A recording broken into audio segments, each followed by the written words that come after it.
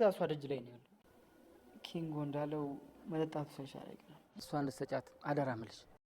ያ ልቤን ቀድደው። ይኸውልሽ ስሚ፣ እኔ ለአንቺና ለሱ ብዬ እንጂ እኔ እወድሻለሁ፣ አፈቅርሻለሁ። ምን?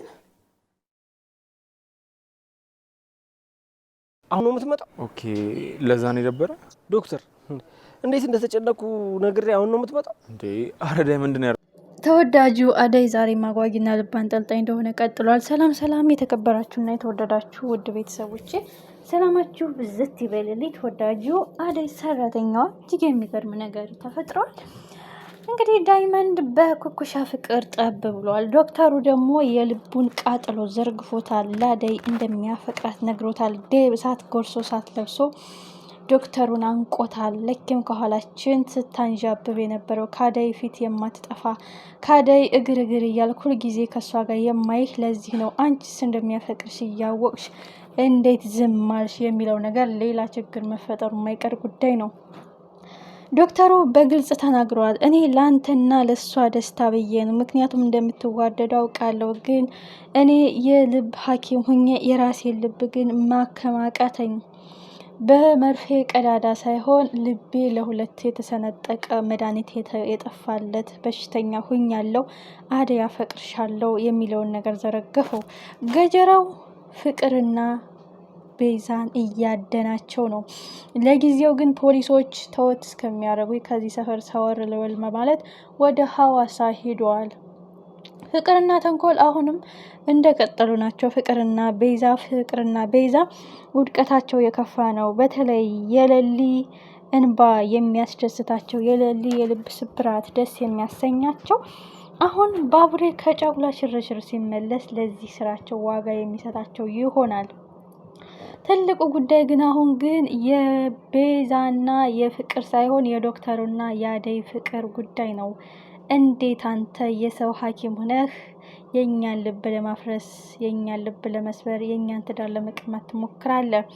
በቃ እስከዛሬ እየወደድካት ዝም እንዳልከው አንተ አሁንም ዝም ማለት ነው ያለብህ። አደይ ያንተ አትሆንም በማለት ዴብም በጣም በብስጭት ማንቁርቱን ይዞ ነግሮታል። እሱ ግን ታግዬ በቃ ከአቅሜ በላይ ስለሆነ ነው። የኔ እንደማትሆን አውቃለሁ፣ ግን ምን ላድርግ? የኔ ሆነችም አልሆነችም ያፈንኩትን እውነታ ነግሬያት እንደሚሆን ይሁን ብዬ ነው የመጣሁት በማለት አፈቅርሻለሁ፣ እወድሻለሁ፣ ውስጤን ተቆጣጥረሸዋል፣ ያላንቺ ማሰብ አቅቶኛል ብሏታል። እጅግ የሚገርመው ነገር ሌላው የዳይመንድ ሁኔታ ነው። ዳይመንድም እንግዲህ በኩኩሻ ፍቅር ጠብ ብሎ ፍቅር እንዲህ ነው ወይ? ጨክኜ መምታት አቅቶኝ አይኗን ራሱ ቀና ብዬ ማየት አቃተኝ እኮ። ፍቅር አደነዘዘኝ፣ ከአቅሜ በላይ ሆነ። የሸቤ ፎንቃ ልቤን ቀማችኝ። ዶክተር ለዚህ በሽታማ መድኃኒትና መርፌ ሻለው ቢለውም የመጀመሪያው ታካሚ መርፌና መድኃኒት ለፍቅር ብለህ የጠየከኝ አንተ ነህ። እንደሱ ቢሆንማ እኔ ከምንከራተት አንዱን መርፌ ተወግቼ እረሳት ነበረ። ግን ምን ይደረግ፣ ፍቅር በረከትና ጸጋ አለው ላደለው ሰው።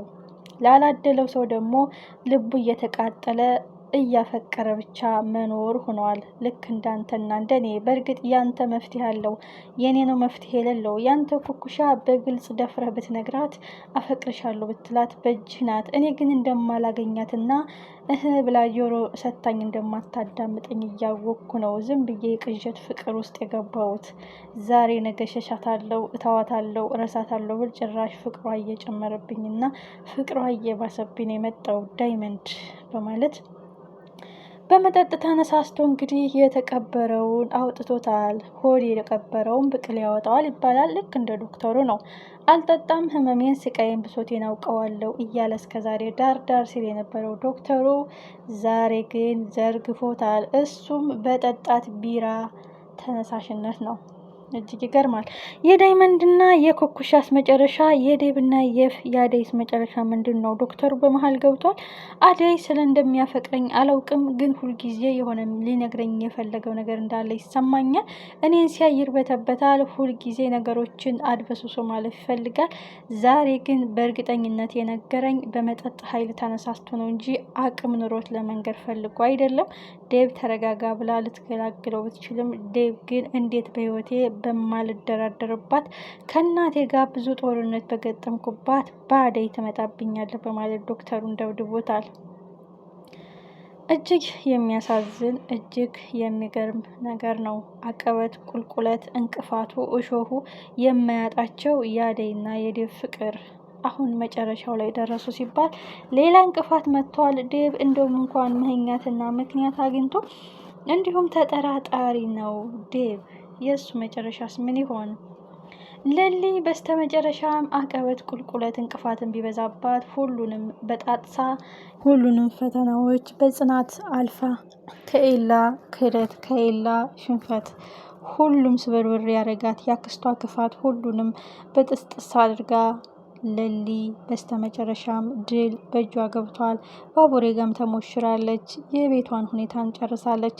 በዚህ ላይ ደግሞ ገጀራው እህቴ ደርሼልሻለሁ፣ አክስቴ በምትመርዘኝ መርዝ ቃላቶቿ ነበረ ስሸሽሽ የነበረው። እንደገና እህቴም አልመሰልሽኝም ነበረ።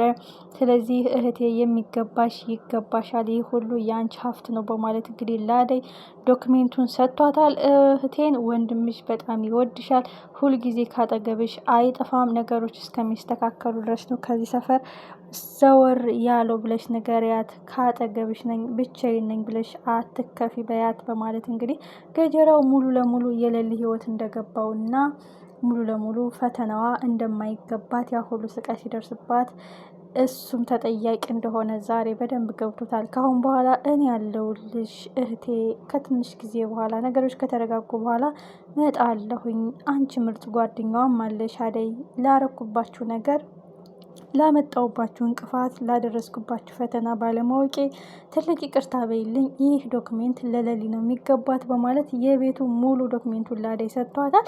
በጣም ደስ የሚል ነገር ነው። አንዳንድ ጊዜ መልካም ስራችን መጨረሻ ፍሬ አፍርቶ ስናየው በጣም ደስ ይላል።